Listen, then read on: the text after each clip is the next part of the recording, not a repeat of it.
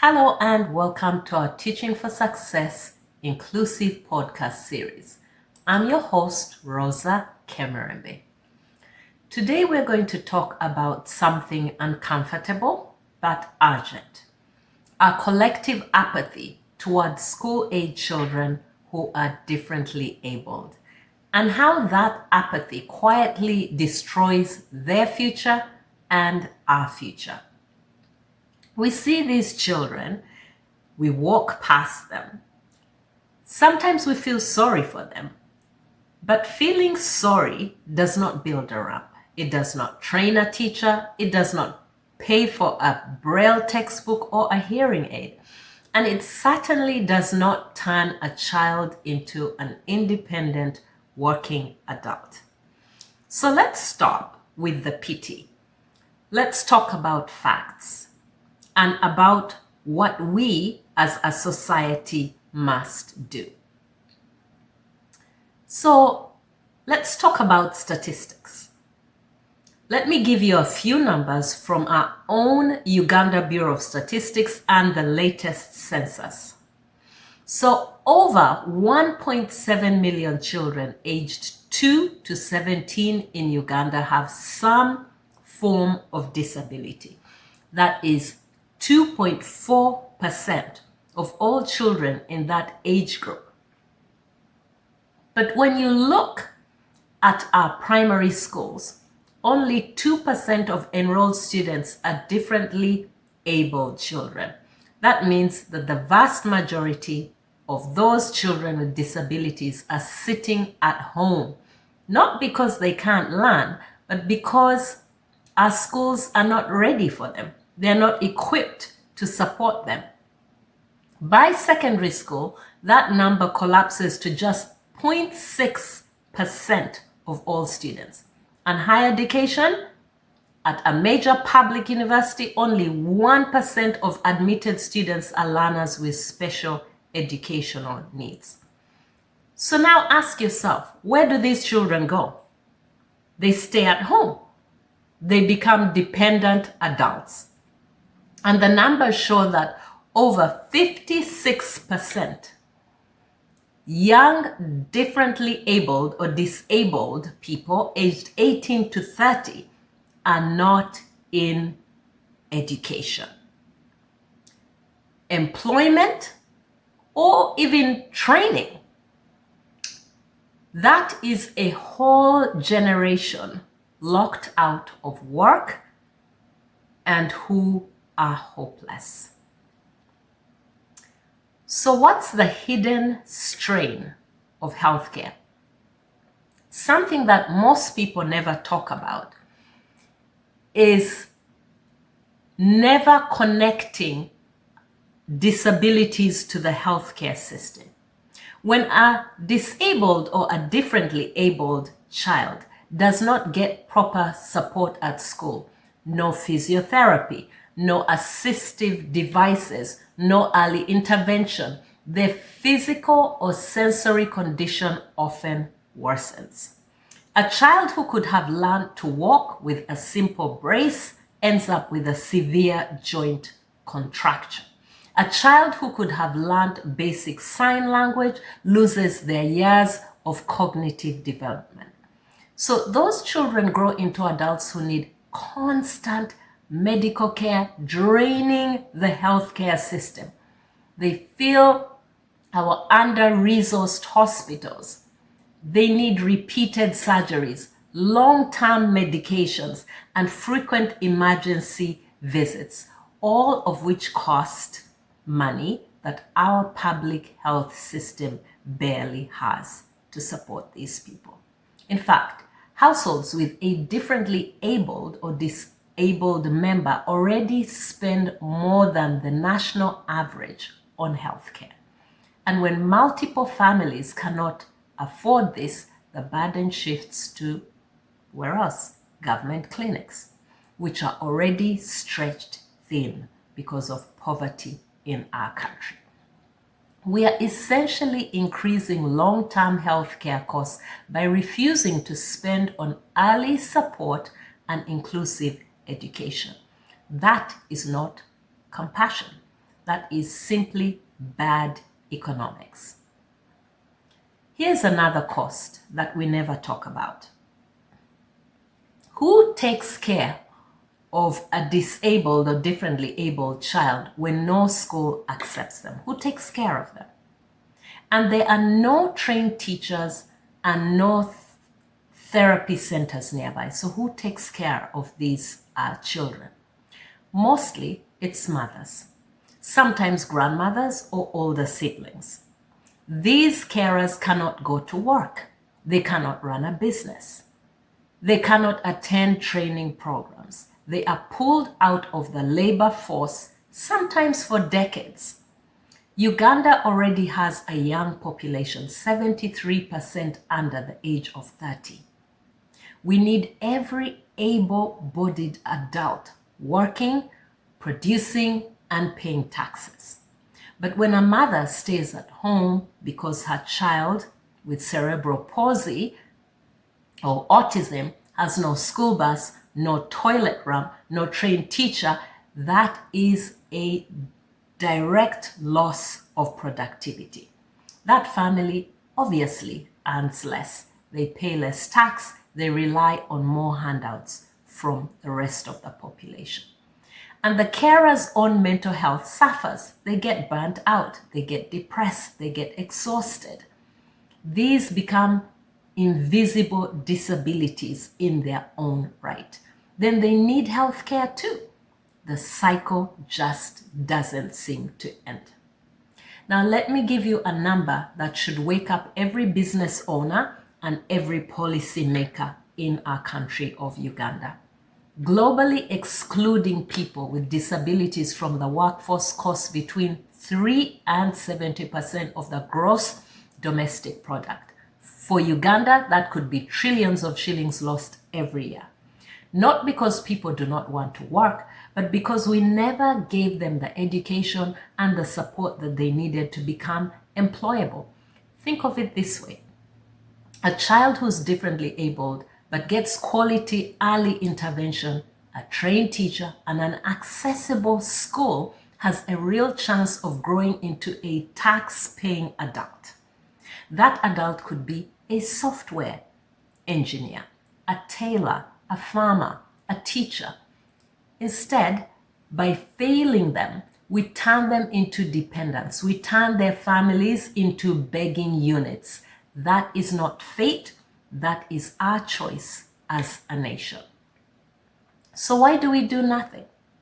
Why do we watch? Why do we sigh? Why do we just feel sorry for these children and just move on and get on with our ordinary lives? It's because we tell ourselves, this is not my problem. It doesn't affect me. I feel sorry for them, but you know what? Not my problem. My child is not disabled. My child is in a good school. My business is fine. My church has no ramp. What's the big deal? Me and my family, we can walk into the church. We can walk up the stairs. No problem. That is apathy. And apathy is a luxury that people in Uganda cannot afford to have. Every differently abled or disabled child who fails to become independent will eventually affect you. You, the person who is saying, you know what? I feel sorry for them, but there's nothing that I can do. They will use public health care, the health care that you pay for through your taxes, to pay the public hospitals. They will be supported by charity and government programs funded by who? By you, by your taxes, whereas your taxes could be going towards something else. Their family will be poorer, and poverty in one household spreads to a whole community. But more than that, apathy is a spiritual and moral failure on our part. We are our brother's keeper. We need to remember that. If your school gate is closed to a child who uses a wheelchair, you are not neutral. You are part of the barrier. You are part of the problem. So, what do you tell a parent at your gate? Imagine a mother walks to your school tomorrow if you're an administrator. She has a child with Down syndrome, or a child who's deaf, or a child who has autism, and she asks to register. What do you say? What do you say? Do you say, I'm sorry, we are not equipped to support your child? That's an honest answer, yeah, but it's not an acceptable answer anymore in 2026. It just isn't. Because you can become equipped. You can train your teachers. There are many organizations happy to train your teachers, like Teaching for Success. There are short courses on inclusive pedagogy. You can build a simple ramp. It does not cost millions. You can allow a sign language interpreter to attend with the child who needs sign language. You can adjust your teaching methods. If your answer is, we are waiting for the government to do something, then you will wait forever. The government is slow, and the government, unfortunately, is underfunded and overwhelmed. But you, as a school head, as a church elder or leader or pastor, a business owner, or a parent can act today. Let me be very, very clear. A lot of people think that the only thing that they can do to help support students in education is just pay for their school fees.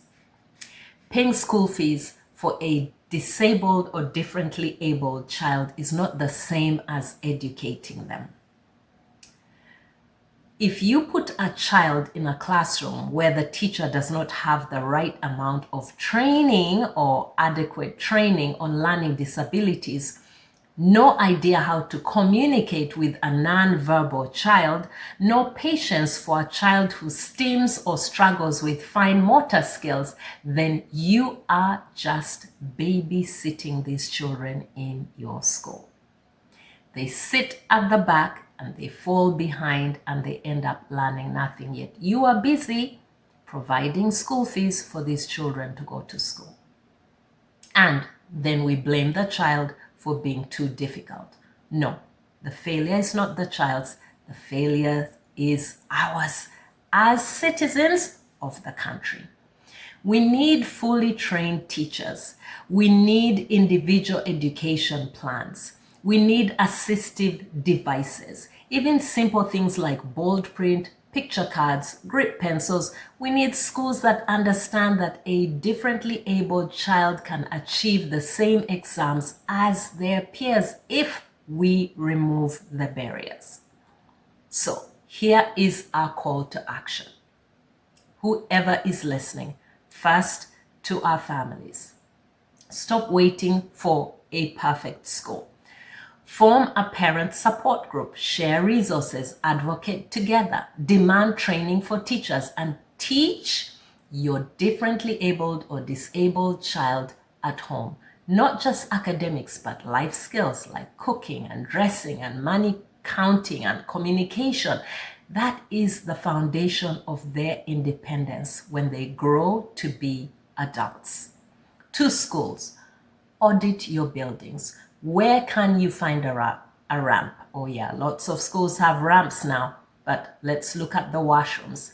Are your washrooms modified? Can you fit a wheelchair in the washrooms? Can a child independently who is in a wheelchair, who's unable to walk, use the washrooms in your school? Train at least 2 teachers this year in special needs education. Invite an expert. No, they do not need a whole degree to get that education. Invite an expert to assess your classroom. Stop saying we're not ready. Start becoming ready. To churches. Does your children's ministry include children with disabilities? Are your Sunday school teachers equipped to support those children with disabilities? Do you have a sign language interpreter in your Sunday schools? Do you preach inclusion from the pulpit? Do you offer respite care for exhausted parents and caregivers and guardians who are taking care of these children day and night and have no rest Start a disability committee. Your pews are empty of these families. Ask yourselves why. Why don't we see disabled children or even adults in your churches? Is it that they don't exist? We know that that isn't true. To businesses, can you please employ a differently abled adult? Can you find a scholarship for a child with a disability? Can you sponsor teacher training so that organizations like Teaching for Success can move forward and go all over the country to rural areas as well and train teachers? The future workforce includes them. So you need to invest in children with disabilities or differently disabled children. Same thing. To every citizen in Uganda, stop staring and feeling sorry. It doesn't make a difference. It doesn't change their lives. That helps no one. Instead, ask a parent, what do you need? How can I help you? Speak up when you see a school gate with no ramp. Write to your local councillor, write to your MP or your chairman, connect with them. Share this podcast. Apathy ends when one person decides to act. And make sure that you join us in our meeting Teaching for Success is having this Saturday, May the 30th at 2 p.m. East African Standard Time, to talk to parents or teachers who have kids with disabilities and ask them, what do you need? How can Teaching for Success help you? In closing, we cannot afford to wait for another decade to go by. Every year, we delay another cohort of disabled children ages out of school, without hope of a job, without independence, without dignity.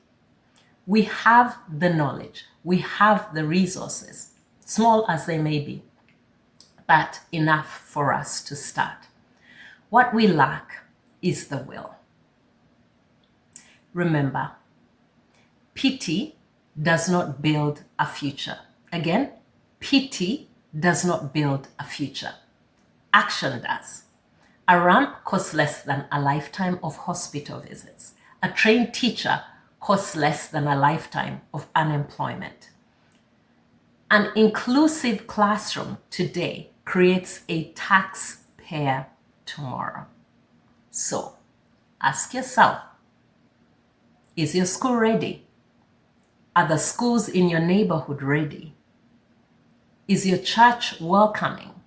Is your business open to talent in everybody? If not, start now. This is your host, Rosa Kemerembe. Until next time, make sure that you are not demonstrating apathy, but you are acting and helping our children who are differently abled or disabled in Uganda today.